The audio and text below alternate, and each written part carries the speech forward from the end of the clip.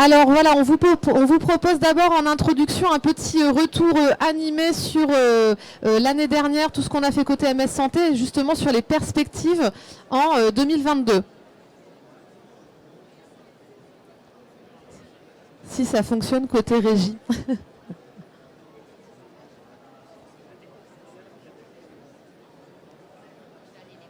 Ouais, juste derrière. C'est les aléas du direct. Ah, ça y est, c'est bon.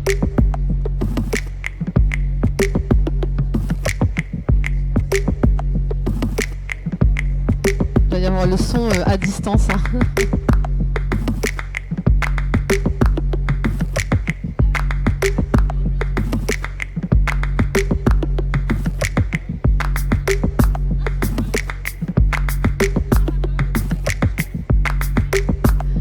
Ouais, je vais essayer de faire la voix off. Donc vous voyez en tout cas qu'on a déjà mis en place le lien, bien sûr, MS Santé et l'arrivée de Mon Espace Santé. Je pense qu'on a un petit problème de, de vidéo, mais c'est pas grave, on va passer à la suite. Donc qu'est-ce que Mon Espace Santé très rapidement, parce que je pense qu'ici vous avez peut-être déjà toutes les informations. J'ai dit Mon Espace Santé, c'est ça? Ouais, c'est la déformation, c'est parce que j'en mange matin, midi et soir, ça m'arrive souvent. Ouais, voilà. Donc MS Santé, c'est d'abord un espace de confiance au travers duquel cohabitent l'ensemble des messageries sécurisées de santé MS Santé, donc l'ensemble des opérateurs qui ont contractualisé avec l'ANS et qui répondent au référentiel, en l'occurrence actuellement le 1.5, voilà, avec un certain nombre d'exigences. Et puis on a intégré, comme je vous le disais, Mon Espace Santé avec l'opérateur usager qui est représenté par l'assurance maladie. Donc l'idée vraiment d'MS Santé, c'est d'optimiser les échanges dématérialisés, de les sécuriser et évidemment une grande place à l'interopérabilité. Donc on pourra s'en reparler au travers des questions. Peut-être que certains ont suivi l'échange sur le couloir opérateur hier avec justement cette API qu'on va élargir à tout l'écosystème pour faciliter les échanges entre les différents outils du marché. Donc là aussi, c'est un petit rappel de contexte. Auparavant, on échangeait entre pairs, entre personnes habilitées à avoir une messagerie sécurisée de santé, MS Santé. Dorénavant, on a étendu avec Mon Espace Santé et la possibilité pour les professionnels d'échanger avec le patient au travers de Mon Espace Santé avec la messagerie citoyenne. Et puis pour les usages, donc on va reparler usage avec Anne, on a 3 types de boîtes aux lettres. Les boîtes aux lettres nominatives, donc dédiées aux professionnels, voilà, des boîtes aux lettres personnelles. Des boîtes aux lettres organisationnelles, donc plutôt de services pour des secrétariats médicaux qui vont piloter, coordonner les activités. Et des boîtes aux lettres applicatives à plugger, donc au niveau par exemple de vos DPI pour pousser en masse les comptes rendus, etc. Et puis on vous a rappelé aussi qu'évidemment tout le monde, voilà, n'utilise pas une EMS santé. C'est une population bien définie au travers des 2 articles du Code de la santé publique. Et on a un fort enjeu actuellement à intégrer notamment les professionnels du médico-social et du social pour lancer les usages. Donc voilà, on a toutes ces populations avec lesquelles on travaille fortement cette année pour justement élargir le champ des possibles.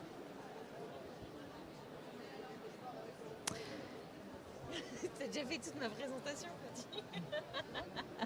Donc, comment rejoindre MS Santé? En fait, il y a plusieurs possibilités.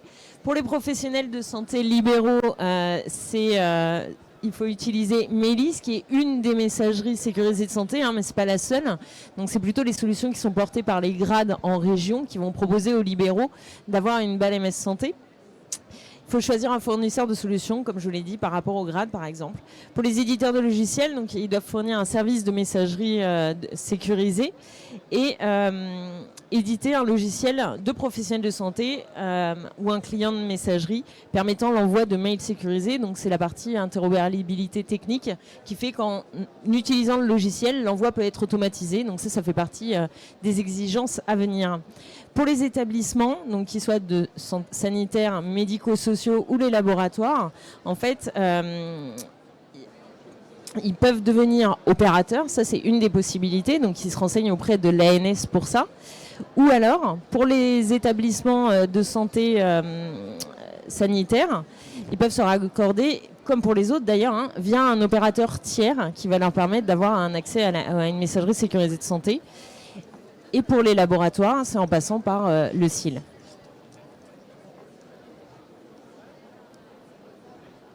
Donc la valeur ajoutée de MS Santé dans les pratiques, c'est déjà de se conformer aux exigences, aux obligations réglementaires et légales, d'échanger de façon dématérialisée, quels que soient les outils de messagerie utilisés, et également favoriser la coordination des soins entre les différents acteurs qui font partie de l'espace MS Santé. Donc c'est toujours associer l'émetteur et le récepteur au projet et fonctionner en réseau afin de favoriser les usages. Donc c'est travailler tous ensemble et c'est vraiment permettre de se coordonner à ce niveau-là. Donc pour ça, on a travaillé au niveau de l'Agence du numérique en santé en collaboration avec la CNAM sur des modules de formation. Donc sur le site isanté.gouv, vous avez la possibilité de suivre tout le parcours, comment avoir MS Santé, est-ce qu'on est éligible si on est une structure. La présentation est assez particulière, mais tout le monde s'y retrouve. C'est fait de façon assez généraliste pour que ce soit un libéral ou une structure, quelle qu'elle soit, ou un service qui n'est pas un établissement comme on peut l'entendre dans le sanitaire, puisse se raccorder. Donc il y a la possibilité d'aller piocher dans tout le parcours pour pouvoir trouver les informations. C'est quand même beaucoup plus ludique et beaucoup plus simple. Voilà, si vous voulez des informations, si vous êtes professionnel dans un établissement de santé également, pour vous renseigner comment ça fonctionne, pourquoi on nous l'installe et comment on nous l'installe. Et puis, il y a également des travaux qui ont été faits sur les fiches usage avec des cycles, avec des schémas qui sont représentés et qui sont accessibles et qui reprennent des exemples. Ce qu'il faut savoir, c'est que sur les usages, en fait, c'est vraiment envoyer un élément d'un point A à un point B dans un espace clos par des personnes qui sont autorisées à utiliser cet espace clos. Donc tous les documents qui relèvent de données de santé peuvent être échangés via MS Santé. Donc voilà un exemple de ce qui a été fait sur les fiches usage, avec la partie sans MS Santé, donc comment c'est fait quand on ne l'a pas, et comment on utilise maintenant MS Santé, et ce que ça peut vous apporter au niveau sécurité des échanges, et identifier vos interlocuteurs grâce à l'annuaire. Donc là, c'est l'exemple d'un DAC avec un SIAD. Mais en fait, on peut prendre tous les exemples possibles et imaginables pour les échanges via MS Santé. C'est à mon tour. Je vais essayer de parler un peu plus fort parce que c'est extrêmement bruyant. Alors, on voulait vous faire un petit état des lieux de l'équipement donc en bas MS Santé au niveau national. Donc, comme vous pouvez le voir, on est parti de loin. Donc, lancement du projet MS Santé mars 2017, ce qu'on appelle le T0. 6,3% à l'époque de professionnels de santé donc libéraux équipés. Et aujourd'hui, donc en mars 2022, plus de 57% de professionnels de santé libéraux équipés. Petit focus sur la médecine libérale, donc vous voyez, pareil, on a quasiment 75% d'équipements côté médecine libérale, et la répartition par type de professionnels de santé libéraux sur la droite, donc avec des taux extrêmement importants, par exemple pour les orthophonistes, plus de 80% d'équipements, les kinés pareil, les médecins généralistes, etc., etc. Versant établissement et laboratoire, donc on a au sein de l'espace de confiance, donc en février 2022, plus de 10 millions de messages qui ont été échangés au sein de l'espace de confiance. Une répartition que vous retrouvez donc sur le petit camembert à gauche, 67%, donc, dont les messages DSG urgents, donc ces alertes sanitaires qui étaient véhiculées par MS Santé. Pour la partie établissement, donc plus de 2 millions de messages échangés par les établissements au sein de l'espace de confiance, avec plus de 2600 établissements raccordés, donc compatibles MS Santé, en phase de production, donc qui sont en capacité d'émettre et de recevoir, pour le coup, des données ou des messages, par exemple, du bassin libéral. Et sur le versant laboratoire de ville, donc plus de 800 000 messages envoyés en février 2022, avec plus de 292 CELAS en capacité, donc compatibles MS Santé, en capacité d'émettre. Alors maintenant, on va s'attarder sur les deux briques actuelles de mon espace santé, donc que sont la messagerie citoyenne, entre guillemets, et le dossier médical. Tu veux présenter cette slide et puis j'enchaîne ? Sans problème. Si, ça marche. Je ne sais pas si ça marche en fait. Comme on vous le disait, ce qui est important d'avoir en tête avec l'arrivée de mon espace santé, c'est que se passe-t-il côté usager, que se passe-t-il côté professionnel ? Bien, côté usager, pour intervenir au niveau de son dossier médical, donc la brique DMP historique, ça se passe bien dans mon espace santé, et de la même façon pour utiliser sa messagerie santé de mon espace santé. Et côté professionnel, si j'ose dire, rien ne change. on est toujours dans l'utilisation du DMP, donc le web DMP ou via le logiciel de cabinet, le logiciel métier en établissement, et au travers de la messagerie MS Santé du professionnel. Donc vraiment, l'interaction ne va pas changer. Par contre, bien sûr, les usages, eux, vont être modifiés de par l'arrivée de mon espace santé. Alors, sur le focus messagerie, donc comment ça se passait avant? Donc MS Santé, en tout cas l'espace de confiance, permet à des professionnels habilités au sens de la loi à échanger des données de santé avec leurs confrères, donc avec d'autres professionnels. Aujourd'hui, avec l'arrivée et le lancement de mon espace santé et de la brique messagerie citoyenne, vous avez toujours la continuité, donc pas de changement d'habitude pour le professionnel qui veut envoyer un message à ses confrères. La nouveauté, c'est qu'on a une deuxième branche donc, qui permet aux professionnels de santé d'utiliser MS Santé, comme à l'habitude, pour envoyer un message et initier une conversation vers les patients. Alors, sur le fait d'avoir une adresse mail personnelle côté patient. Alors, Anne a précisé sur les slides précédentes qu'à partir du moment où le patient ne s'est pas opposé à la création de son espace santé, il y a automatiquement création d'un dossier médical et d'une messagerie sécurisée, qu'on appelle vulgairement messagerie citoyenne. Donc comment est constituée l'adresse mail du patient? Donc vous voyez, c'est matriculines@patient.mssanté.fr. Comment retrouver l'INS du patient? Alors il y a plusieurs options, je vais y arriver. Donc le professionnel de santé en question soit passe par son dossier patient, donc le logiciel métier, ou faire appel au téléservice INSI pour retrouver l'INS du patient, afin de lui envoyer un message. L'usager également a la possibilité de retrouver son adresse mail, donc matriculines@patient.mssanté.fr, sur la page donc messagerie de son profil Mon Espace Santé. Et également, troisième option, le patient a la possibilité de télécharger ce qu'on appelle la synthèse du profil médical. Donc une fois téléchargé, en fait, on retrouve aussi le matricule INS avec l'adresse de messagerie dans ce document-là qu'il peut pousser ou donner au professionnel de santé si ce dernier lui demande. Alors, le professionnel de santé est à l'initiative de l'échange. Ça, c'est une fonctionnalité qu'on a implémentée puisqu'on avait eu de retour de professionnels de santé libéraux qui nous ont demandé à ce que ce soit eux qui soient à l'initiative des messages pour ne pas être embêtés par les patients. Donc, effectivement, tous les professionnels sont à l'origine et maîtrisent la conversation. Donc, c'est eux qui envoient les messages. Ensuite, la messagerie de Mon Espace Santé donc, permet à l'usager d'échanger et d'être notifié. Donc, une fois que le professionnel de santé envoie un premier message, le patient peut lui répondre, donc s'initie une conversation. Et également, donc, les données de santé peuvent être échangées, soit avec une pièce jointe ou sans pièce jointe. Je vais laisser la parole à Stéphanie, du coup. Donc une autre fonctionnalité de Mon Espace Santé, donc qui correspond au dossier. Je ne sais pas si je parle assez fort. Si, vous m'entendez ? Donc le dossier médical, donc qui est composé des documents de santé du patient et du profil médical. Donc dans les documents de santé, on retrouve tous les documents qui sont déposés par l'usager et l'ensemble des professionnels de santé qui prennent en charge ce patient. Donc cette brique-là du dossier médical, elle s'appuie sur l'actuel DMP et l'historique des DMP. Donc pour tous ceux qui disposaient d'un DMP avant la création de Mon Espace Santé, retrouveront toutes leurs données dans leur dossier médical. On a également dans le dossier médical une partie profil médical qui est à la main du patient et qui permet à l'usager d'alimenter ses antécédents médicaux, ses vaccinations, ses allergies et ses mesures de santé. Donc certains items dans le profil médical peuvent être complétés également par les professionnels de santé, comme les vaccinations. Et il faut savoir que dans la partie dossier médical, donc, et notamment la rubrique profil médical, le patient peut télécharger une synthèse de son profil médical et la partager avec ses professionnels de santé.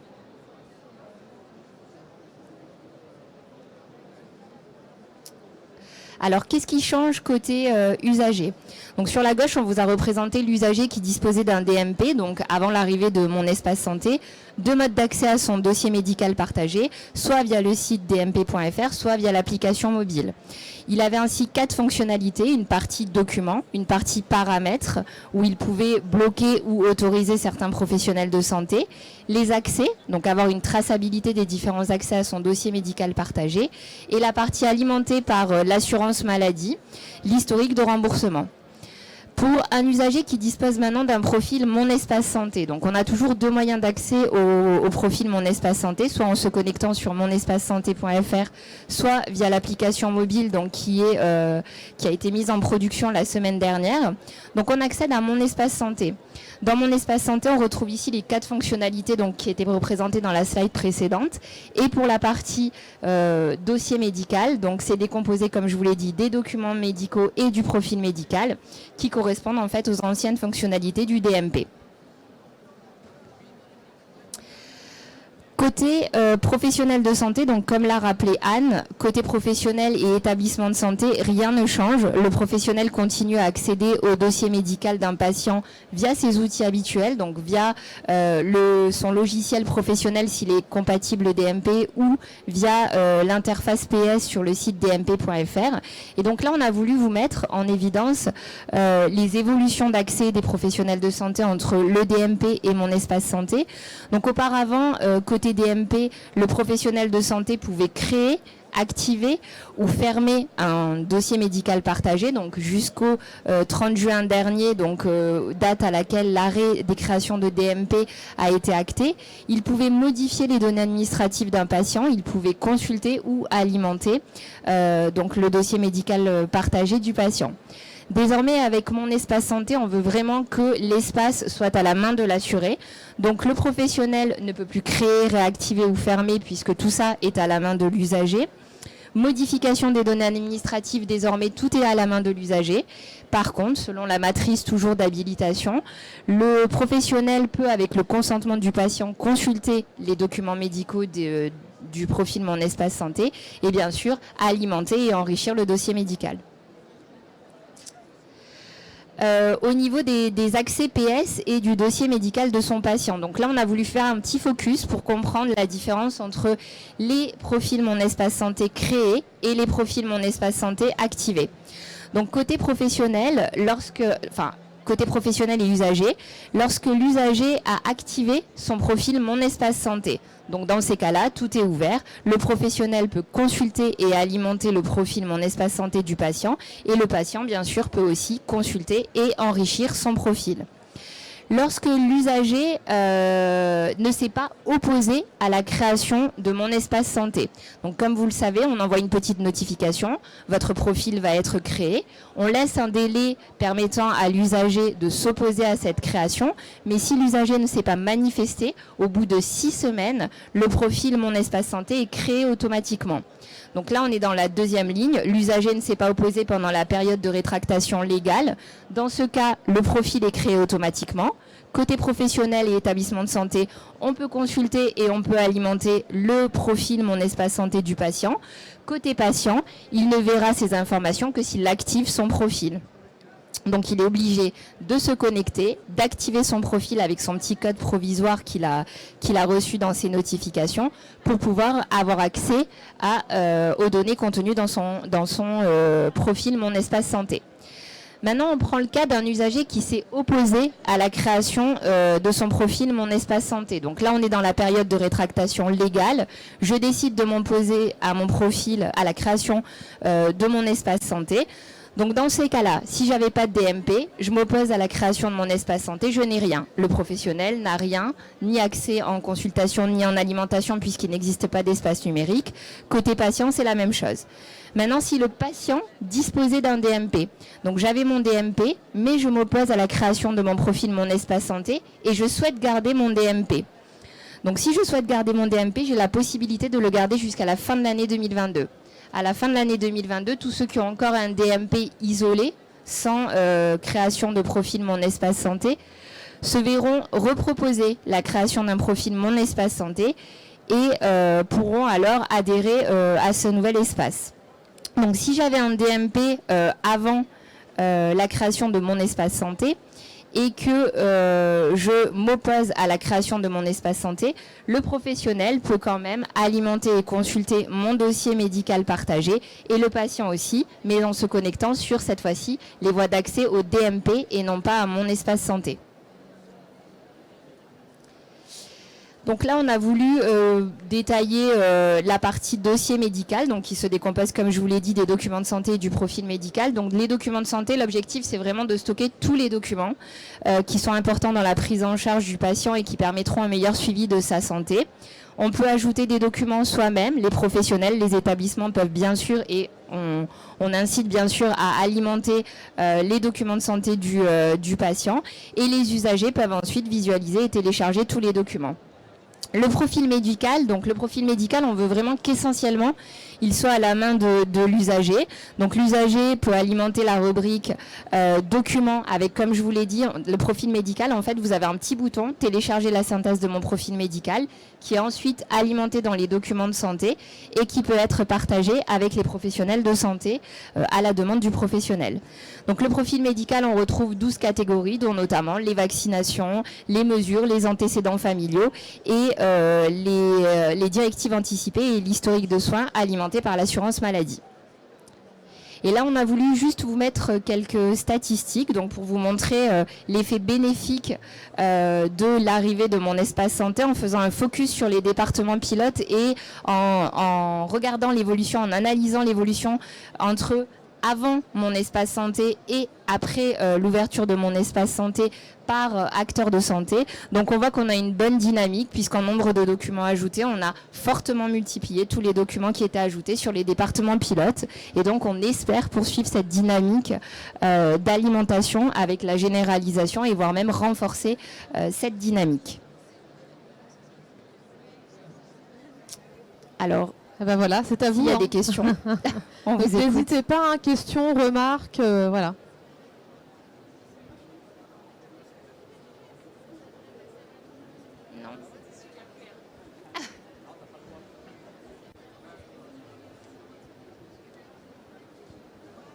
Bonjour, je vais briser la glace en posant la première question, il y en aura d'autres après. Oui, pardon, pour briser la glace, première question. Un patient donc, qui ne s'est pas opposé à l'ouverture, un usager qui ne s'est pas opposé à l'ouverture de son DMP, on peut imaginer par exemple une personne De son âgée... profil Mon Espace Santé, Oui, c'est ça? Oui, Parce que maintenant, c'est plus que le DMP. C'est oui, quand Mon Espace Santé. De Pardon, Mon Espace j'ai Santé. dit DMP. Vous avez dit DMP. Je suis désolé. C'était la vision côté établissement sanitaire. Donc, qui ne s'est pas opposé à l'ouverture de Mon Espace Santé. Imaginons que ce soit quelqu'un qui soit relativement âgé ou autre, et qui ne va du coup pas l'activer de son propre fait ou y aller. Les établissements ou les professionnels de santé vont bien pouvoir quand même alimenter son DMP, avoir accès aux différentes informations, et lui recevra les notifications. Et lui, en fait, à chaque action, à chaque trace sur son profil Mon Espace Santé, que ce soit en consultation ou en alimentation, il sera notifié soit par email si son adresse email est connue, soit sous forme de courrier qui normalement, alors au début devait partir une fois par an, mais on est en train de voir pour réduire le délai et faire un courrier postal de manière plus fréquente. Mais il sera notifié effectivement. Une autre question?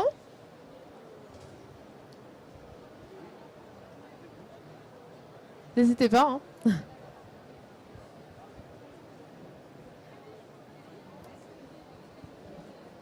Est-ce que vous prévoyez la codification des données du dossier pour des études cliniques et autres?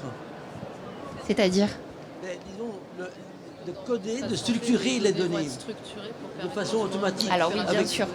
Alors bien sûr, c'est ce qu'on incite à la structuration des données. Donc ça va se faire via l'amélioration des logiciels, notamment on l'espère avec le Ségur, mais oui, bien sûr, en données structurées. Où seront les données localement? L'hébergement des données, il y a un serveur, c'est hébergé en France, mais il y a un serveur spécifique dédié aux données de Mon Espace Santé. Ah, structuré et non structuré. Toutes les données.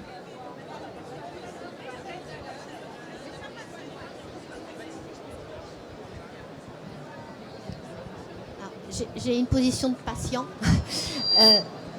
Dans la... C'est moi qui fais ça? Ça va aller mieux, ouais. Dans le système avec la téléconsultation et la e-prescription, ça veut dire que ça sera aussi un flux d'alimentation automatique, entre guillemets, sur le dossier du patient. Alors oui, normalement, à terme, la e-prescription va être liée avec Mon Espace Santé.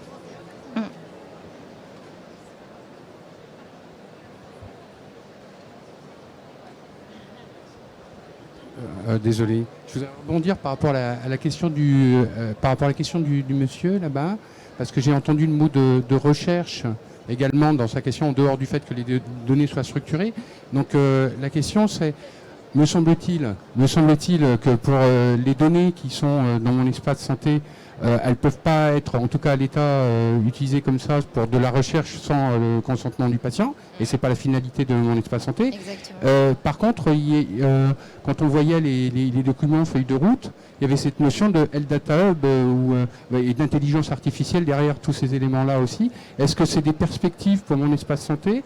Il y a une actualité à ce niveau-là, où on est vraiment plutôt sur ce créneau-là, sur les données des établissements sanitaires, par exemple. Hébergeurs de données de santé. Non, il n'y a pas de lien avec le Health Data Hub. Et c'est pas prévu pour l'instant. Voilà, donc, c'est complètement, oui, c'est complètement différent. On est vraiment sur le HDS, hébergeur de données de santé. Je ne sais pas s'il reste des questions. En tout cas, voilà, on est sur le stand également, donc voilà, n'hésitez pas. Voilà. Et puis tous les ateliers seront disponibles aussi sur e-santé en replay. Merci à tous pour votre participation et bon salon.